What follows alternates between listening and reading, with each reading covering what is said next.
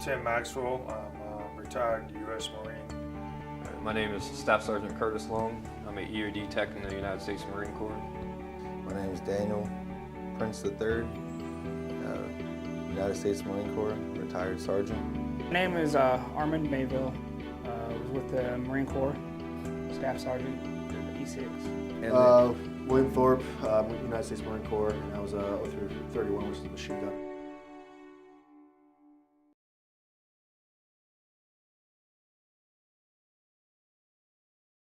That was my 6th deployment to Iraq, well, 3rd to Iraq, 6th overall deployments, and I was hit in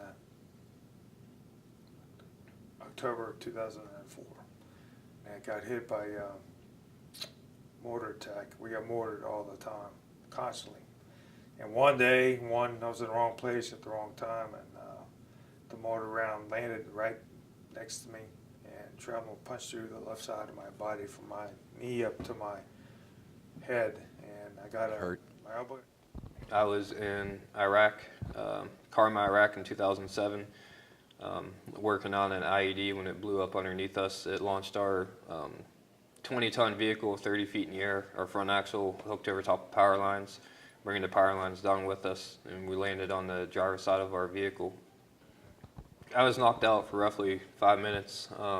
My injuries include my facial tic, PTSD, damage to my pituitary gland, cognitive dysfunction, low testosterone, nodules on my thyroids, and a couple other minor injuries. And My injuries consist of traumatic brain injury, spine and neck injuries, and also my knee, my right knee. And we had a civilian vehicle coming towards our convoy, and we have a escalation of force, which is basically where we have a big orange flag, we wave the flag, we had flares, we'd pop a flare, that kind of thing to deter the vehicle to stop. And it wasn't stopping, so the gunner on top of the vehicle was going to grab a percussion grenade, which we call flashbang, just make a big loud flash and a loud bang, and that's all it does. And as he was throwing it, the driver swerved the vehicle and it hit the shield in front of the gunner on top of the vehicle and fell inside the vehicle. And he went down to grab it again, and as he was picking it up, it exploded.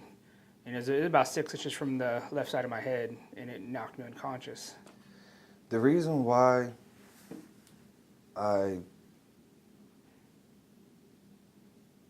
felt comfortable with biofeedback was because at that point in time in my life, I had been seeing doctors, military doctors, for about 2 years, diagnosing all of my illnesses, conditions, whatever. And it was always, take this pill, I'll see you next appointment. No, I can't coach you through it, I can't tell you what's going to happen, I can't explain anything to you. It was just, take this pill and see what happens, and tell me how you feel afterwards. But when I came to this building and I got hooked up to those computers, it made me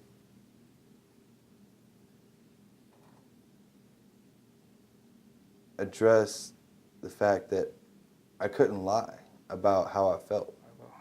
And I'm definitely, even though I don't have to come to the biofeedback, I'll definitely be maintaining it as a therapy appointment, because to me, it's like coming to therapy, because we have group discussions, we have one-on-one discussions if we want to.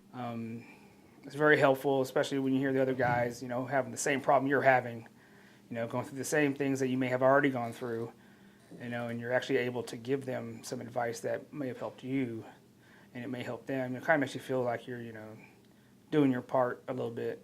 But here, you get hooked up to the computer, and instantly you see how you feel. Like if you're pissed off, it shows you you're pissed off. No matter how many times you say you're not pissed off, the TV, the computer screen will show that you're pissed off. And what that did, with the tools and techniques that they taught us, it actually gave us, not a pill, it gave us the ability to. I really would like to see them come up with a program where you could actually see your PTSD, whether it could be an X-ray or an MRI or a CT scan or something where they could see a picture of their injury itself. That's the first and most important thing that's is being worked on. And so when they could see a picture of their injury, it would improve their self-confidence and make them quit feeling like they're being a sissy. They're all afraid of being considered a sissy. Secondly, would be a program like this would not just help wounded warriors, it would help all warriors before and after their combat tours. They would get trained in how to, like you train how to shoot a rifle, you're trained how to do first aid, and get trained on how to deal with their stress. And this program could do, the entire program could help every warrior who's going to combat.